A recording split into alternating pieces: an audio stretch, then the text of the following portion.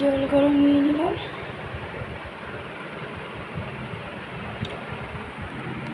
দিলাম ওনাকে দিয়ে দিলাম চা বিস্কুট। আমি একটু চা খাবো। হয়ে গেছে, সয়াবিন সিদ্ধ হয়ে গেছে। এরকম আমার চা তরকারিটা করেই চন্দনার কাজ হয়ে গেলে আমি চান করতে ঢুকবো। এই করে রাখলাম, চান করতে ঢুকেছে, নিয়ে খেয়ে নেবে। ওদের দুপুরের খাবার পেঁপে সিদ্ধ, আলু সিদ্ধ। এখন একটা করে রুটি খেয়ে চলে যাবে। ডাল সিদ্ধ, ডাল সিদ্ধ না, ডাল ঘন হয়ে গেছে। 2 ভাইয়ের জন্য আলু সয়াবিনের তরকারি আর এই যে ভাত সব রেডি করে রেখে গেলাম। আর এখন গম দিয়ে দিল, দেখো চলে এসছে। দিয়ে দিলাম ছোটোকে খেতে। ছোটো চান হয়ে গেছে, আলু সয়াবিনের তরকারি আর রুটি খেয়ে চলে যাবে কলেজে। দিয়ে দিলাম ডাল, রুটি আর আচার। চান হয়ে গেছে, আসলে যাচ্ছে টিউশনি।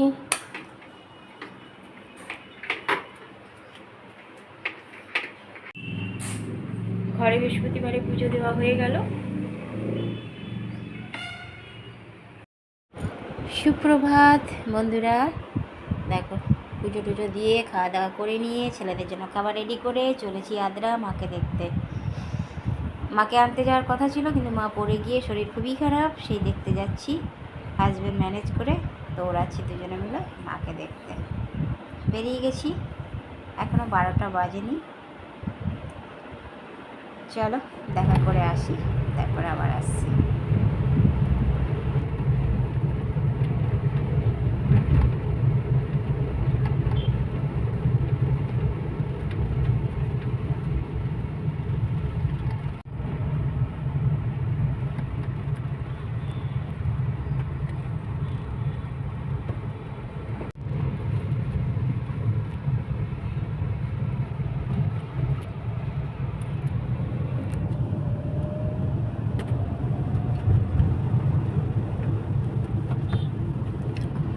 নদীর উপর দিয়ে চলেছি আমরা।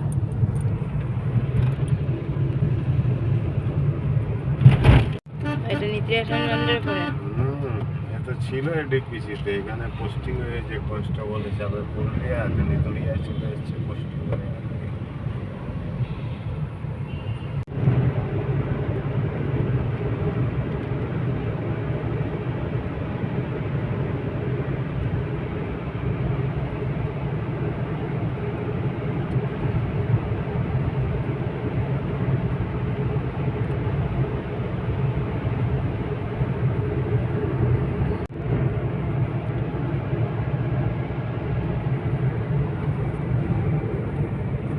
চারদিকে গাছ আর গাছ, মাঝে মাঝে পাহাড়ও দেখতে পাবে।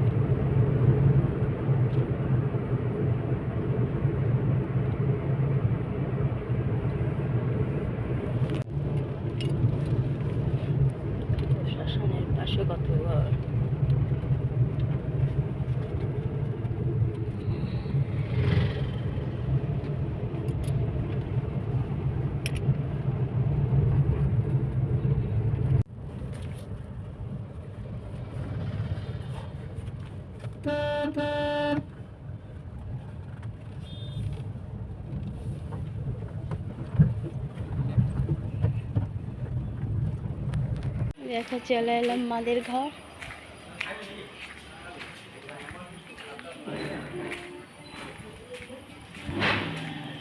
দেখো সব সারপ্রাইজ,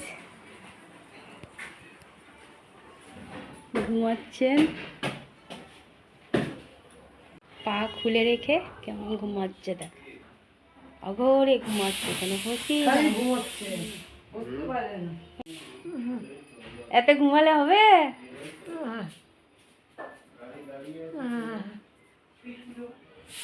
ওষুধ নাই? ওষুধ ওষুধ খাবে না? ওষুধ আছে দুপুরে?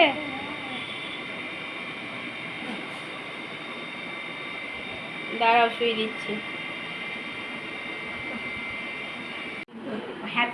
একে চিনতে পারছো? এর কোনো চেতনাই লাগছে না আমার, একে দেখে অস্বস্তি লাগছে। আমি নিজের এটা ফুলে থাকছে, রাতে খাওয়া বন্ধ করে দিয়েছি, আর বলবো না। দেয়ালে থেকে নাই ওগুলো তোমার ইরা আমার ছেলেরা এসে ভালো করে দেখে গিয়ে আমাকে বলেছে সেটা, যে মা দেয়ালে থেকে নেই, কিন্তু কেন রাখলো সেটা মাম জানে না। দেখা করে চলে যাবে।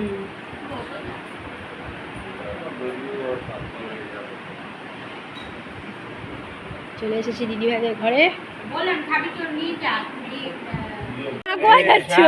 নীলটা চলছে, সবুজটা কিন্তু চলছে না এখন। কেন জানিস কি? কেন তাই নাকি? হ্যাঁ, তাই অচল পয়সাটা দিয়েছে।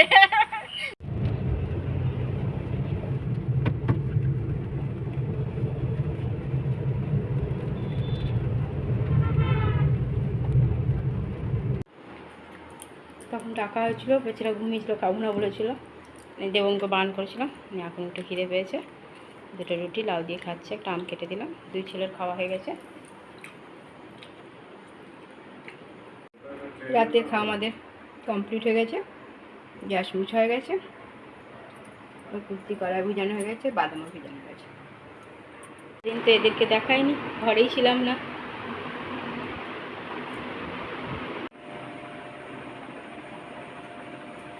বন্ধুরা, রাতের খাওয়া আমাদের অনেকক্ষণ আগে কমপ্লিট হয়ে গেছে। হাজব্যান্ডও পরে ঘুমিয়ে গেছিলো, পরে উঠে খেয়ে নিয়েছে। আজকে গিয়েছিলাম আদ্রায়, মাকে দেখে এলাম। মার শরীরটা খারাপ ছিল, মাকে আনবো করছিলাম, দেখো মা আবার পড়ে গেছে। পড়ে গিয়ে আরোই শরীরটা খুবই খারাপ হয়েছে। আবার আমরা চলে আসার পর মেজো দাদা টোটো নিয়ে গিয়েছিল, একদম পুরো পুকুরে পড়ে আধ ঘন্টা সেন্সলেস হয়েছিল। তারপর আবার ওখানকারই সব এরা তুলেছে, ঘরে দিয়ে গেছে, কোমরে টোমরে লেগেছে, মানে একটার পর একটা বিপদ, কিছু না কিছু আসছে। থাক, ভগবান ঠিকই পার করে দেবে, চিন্তায় নেই, তার উপর বিশ্বাস রাখতে হবে। তো ঘরে এসে করছি। তারপর আবার দিদিভাই ফোন করলো যে মেজোজনের এমনি অ্যাক্সিডেন্ট হয়েছে। প্রথমে তো ভয়ই লেগে গেল, তারপর আবার দেখছি যে তাকে ফোন করলাম, বললো কালকে নিয়ে যাবে ডাক্তারের কাছে, অবস্থা খুবই লেগেছে। চলো, কিছু করার নেই। বন্ধুরা, অনেক অনেক ভালোবাসা নেবে, আর আমার ভিডিওটা অবশ্যই লাইক, শেয়ার, কমেন্ট, সাবস্ক্রাইব করে দেবে, বেল আইকনটা টিপে দেবে।